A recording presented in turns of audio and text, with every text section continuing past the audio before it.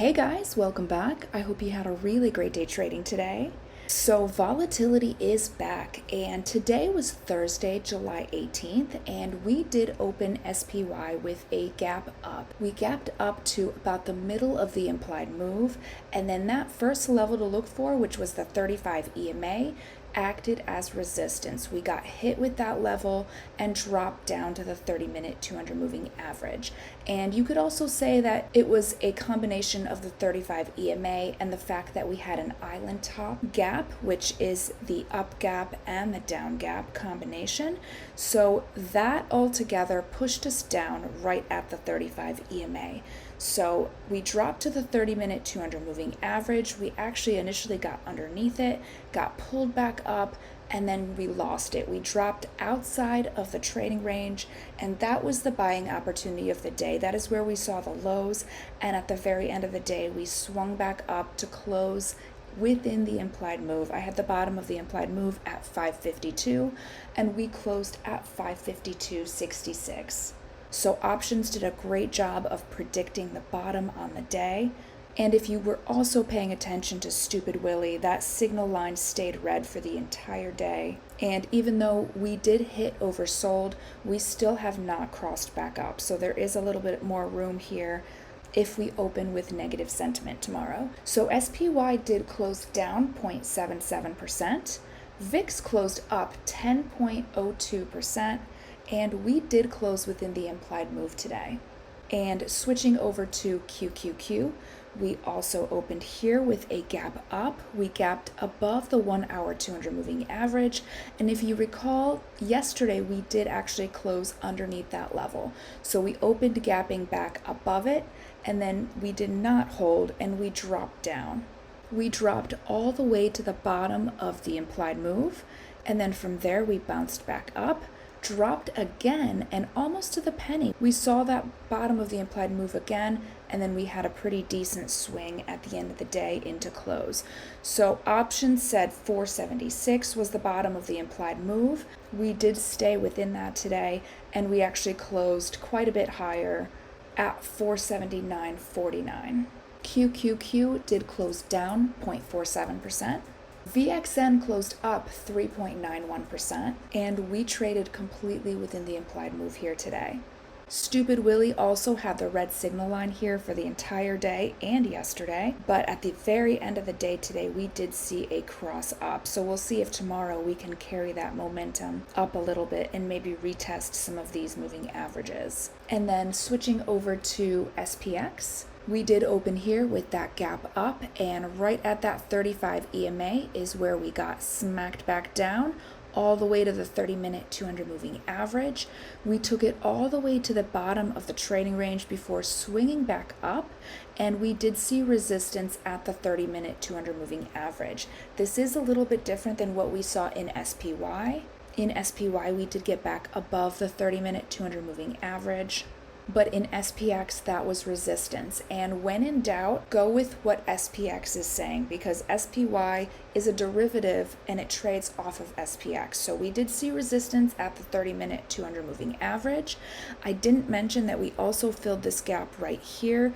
This is from the first day where Fed Chair Powell was speaking last week. So we did close that out. And then we dropped underneath the 30-minute 200 moving average, came back up, saw that 30-minute saw that 200 moving average as a resistance, and we dropped outside of the trading range. And then we did swing back up. And in SPX, we did not close within the implied move. I had that at 55.50, and we did close a little bit underneath that, 55.44.58. So SPY did close within the implied move. SPX did not. On most days, the two trade almost exactly the same, but when we do see these bigger moves, you can clearly see the differences. And remember, when the moves are huge, always go with what SPX is doing rather than SPY. So SPX did close down 0.78%.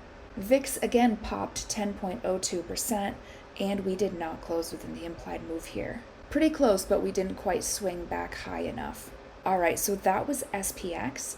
Switching over to IWM, we did open here how did we open here? Let me take this back for a second on the 5-minute time frame. Okay, so we did open IWM with a gap down. So it was the opposite of the others. And this 5-minute 200 moving average was right here. And the 5-minute 200 moving average is the same level as the 30-minute 35 EMA. If you don't believe me, I'm going to switch right back right now. And this blue line is the same level as right here. So we did open with that gap down and then we popped up. So we bounced on the 5-minute 200 moving average, also known as the 35 EMA. So we saw that move up and then we lost it. We came back down. And then the momentum that we had from the day before, right here, you can see Stupid Willie is red. The signal line is red here. And so when we popped up, we dropped back down and we did get underneath the 35 EMA. And then we saw that level as resistance and that pushed us back down, and we did close out that up gap from Tuesday. And at that level, we did slow down a little bit. We did get down underneath the implied move, and then we swung back up, and I had the bottom of the implied move as 218. We closed just underneath that by 5 cents, 217.95. So if you were selling spreads here, those still paid pretty well. It definitely wasn't 100%, and by the time things settled out, it was probably more like 50, but that would have paid the 218, 217. So we did not close within the implied move, but we did close pretty close. And here again, that signal line was red. We do still have more room to go. We did not cross back up. So that could translate into a bit of a lower move before we swing back up and test this 35 EMA. So IWM did close down 1.93%. RVX, the Russell Volatility Index, closed up 1.59%. And we did almost close within the implied move. We were just 5 cents out today. I'm going to give that a thumbs up because that was pretty darn close. And last night I did say I'm also going to start tracking the Dow, so DIA, and I did not look at options for this yesterday, and right now I'm going to do something a little bit different. I am going to go ahead and go back to where we opened. So this is where we closed on Wednesday, and if I had added the 30-day average volatility, that would have looked like this right here. And then if I play out the day, we did open down and then we popped up. And then after that, we sold off with the rest of the market. And we got underneath the 35 EMA. And the thing that I really wanted to point out is that we did close within the 30-day average volatility. If you do want to know how I calculate these values in TradingView, I do have a tutorial and it will be in the pinned comment today. It's how to calculate the implied move, and I also have in that video how to calculate the 30-day average volatility. As you can see, it was pretty easy. It just took 2 clicks and you have the range for the next day. So make sure you check out that tutorial in the pinned comment. So I don't know if DIA closed within the implied move, but it did close within the 30-day average volatility. All right, so that was today. We've got one more day in this trading week. Let's go check out tomorrow's levels.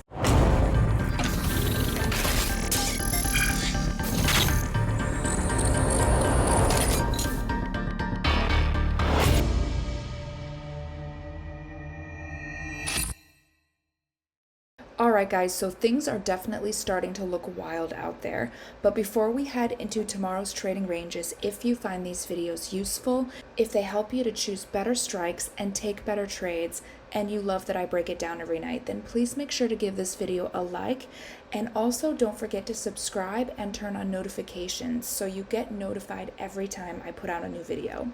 Also, leave me a comment if you have any questions. And don't be afraid to use the thank you button in proportion to how much I have helped you understand the market. It's an easy way to show appreciation, and these videos do take me about 5 to 6 hours every night. Alright, so starting in SPY, tomorrow's implied move is between 448 and 557, and that is from options. And the 30-day average volatility lines up right with that, so 448 to 557. And then on Monday's contract, the implied move is between 547 and 558. And to the upside, the very first level to look for is going to be the 30-minute 200 moving average. Today, we did drop under it, and then we did come back up and got pulled back down underneath. And remember, in SPX, the 30-minute 200 moving average was actually resistance, so we didn't see that pop above. And then when we dropped and we came back up, we started seeing selling pressure right at the 30-minute 200 moving average. So first level to look for is that 30-minute 200 moving average. The 30-minute 35 EMA is coming down from the top corner down. Tomorrow definitely looks like a critical day to see if we stay bullish within the moving averages. If the 35 EMA crosses underneath the 30-minute 200 moving average, that is a clear bearish signal. We did see that in QQQ, and that played itself out the next day in a big way. But in SPY and SPX, we have not seen a cross down here yet, so keep an eye out for that. If we get above these two levels, the top of the implied move is at 557, and then the top of the implied move on Monday's contract of next week is 558. And underneath us, we might look to where we did see support today. I don't use the wicks right here, so where the bodies line up right here, that's around 551, a little bit above that. But if you do like to use the wicks, that is about 550 and a half. So right around here, we did see a bounce. Definitely not a huge support level. This is where we saw the bottom of the implied move and the bottom of the trading range. So options definitely pulled that back up. There's nothing necessarily in the technicals, and we might just slide underneath that level if we do drop. And the bottom of the implied move is at 448. We do have the 1 hour 200 moving average at the bottom of the implied move. And then the bottom of the implied move on Monday's contract is 547. Really quickly, I'm going to take it to the 1 hour time frame since we are trading above the 1 hour time frame. Whatever 200 moving average we're trading above, we should at least reference that time frame. So if we switch over to the 1 hour time frame, the last time we did see the 1 hour 200 moving average was right here. That was at the end of May, so heading right into June there. And when we did meet up with that level, we bounced and got back above the 35 EMA. I'm not saying that's what has to happen, that's just what happened last time. If something like further over here happens, if we get that 35 EMA underneath the 30-minute 200 moving average, like right here, then we could see a deeper pullback. Right now, we still have that 35 EMA pretty high above, and this could absolutely be a support level. So that 1 hour 200 moving average is just at the bottom of the trading range right here. And then switching over to QQQ, the implied move over here is between 473 and 486. And that is from options. And the 30-day average volatility, again, is lined up perfectly with that. It was off by a few cents. I just picked the one that was wider. So 473 to 486. And the implied move on Monday's contract is 472 to 487. And to the upside, the first level to look for is going to be that 35 EMA. Now this is on the 30-minute time frame, and the 30-minute 200 moving average is pretty high above us, and we did see that bearish cross down. So that 35 EMA is right here. Then we have the 1 hour 200 moving average. Just above that, we did break that level today. We actually closed underneath it on Wednesday, gapped up to open, but then got pulled back down underneath the 1 hour 200 moving average.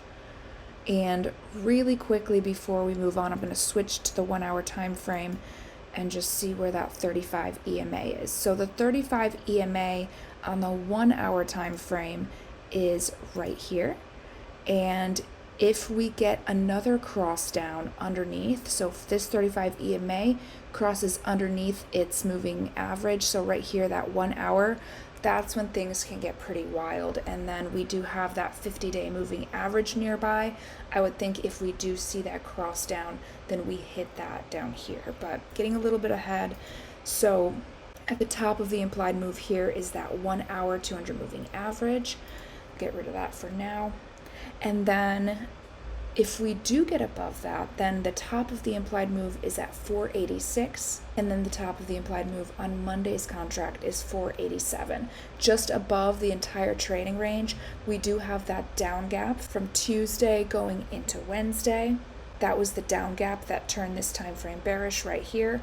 So if we do get anywhere near this level, at the moment, I'm looking at it as a resistance, and it looks like a pretty mean one.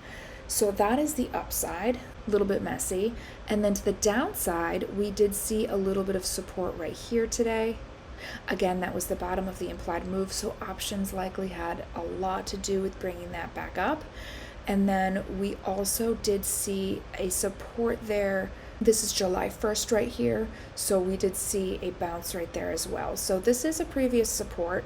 Maybe we can give that level a little bit more value since it is a prior support as well, and that is at 477.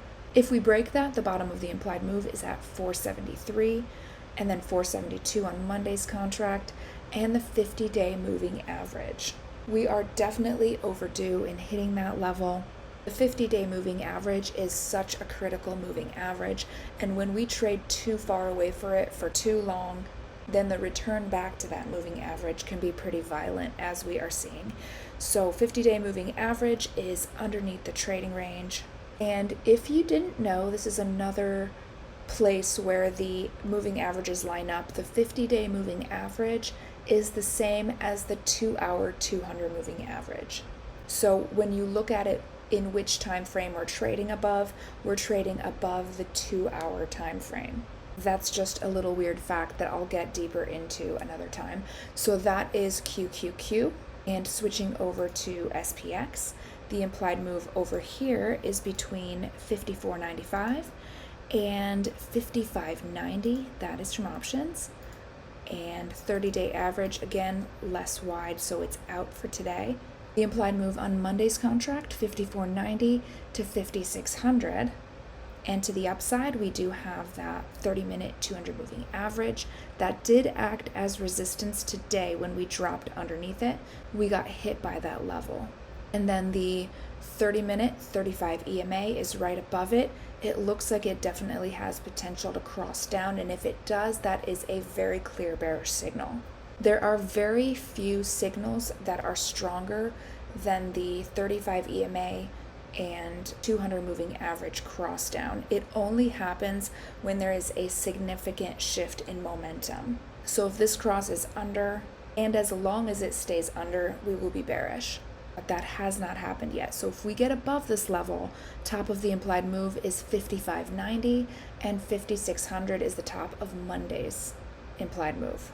To the downside, we have the 1-hour 200 moving average, and that lines up right with the bottom of the implied move around the end of the day.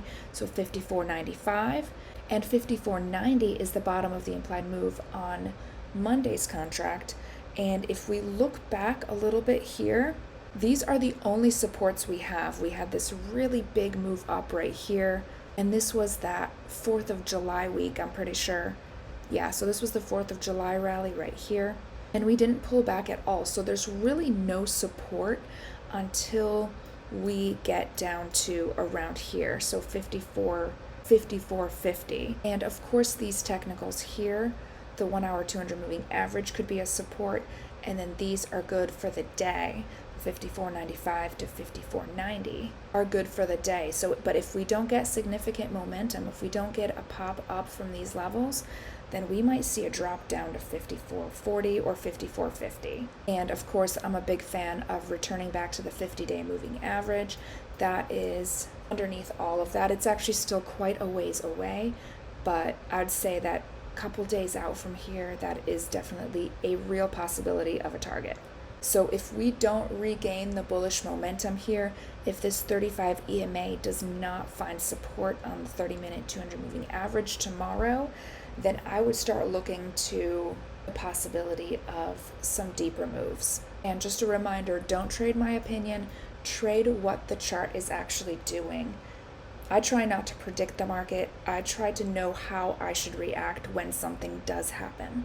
All right, so that was SPX, IWM.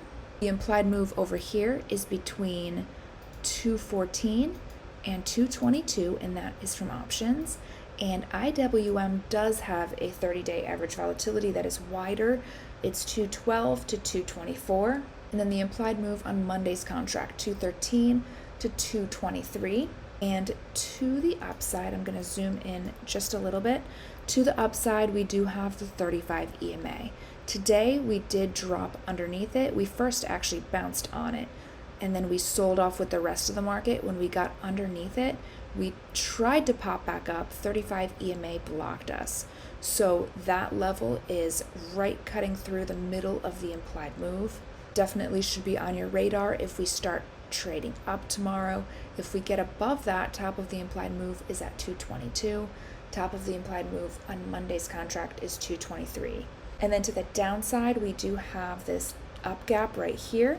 This is from last Friday going into this Monday. And the bottom of that gap is underneath the implied move. It's around 213.5, and 214 is the bottom of the implied move. And then the bottom of the implied move on Monday's contract is 213. Underneath all of that, we do have this gap right here, and that is where we gapped over this huge long-term resistance. I'll zoom out in a second. That is around 211, and that is a previous resistance that was a previous support. So I'm going to take this to the 5-year chart right here, and that level is right here, that red line. It was resistance back in March, and it was resistance back in April of 22 and January of 22. So that is, of course, after we made those all-time highs at the top of 2021. Once we started the new year, we did see that as a resistance, whereas prior to that, it was support. So 211, that is a very critical level right here, and look to see if it turns into support if we drop. The 30-minute 200 moving average is right there. It would be healthy to retest it and bounce at that level. If we do see support at 211 and the 30-minute 200 moving average, then I would be pretty bullish about this move, continuing higher and maybe another attempt to get into this bear gap. So that is IWM. And DIA, I did decide after looking at options that I'm not going to be going over this on a daily basis. DIA does not have daily options, and I might do something in TradingView that maybe does a weekly implied move and going through the trading range there. So if you want to find me on TradingView, it's the exact same name over there as my channel name right here, so Spider Queen Trading. I post charts on there all the time that I don't normally talk about here. And one of those I could show you right here is QQQ.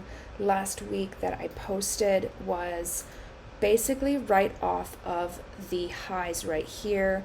I did make a call to short. I could play out that right here, and that takes us down with that big drop that we had. So I do post ideas on bigger time frames in TradingView. So it's definitely a different format. It's not geared towards day trading, but it is looking at the bigger time frames.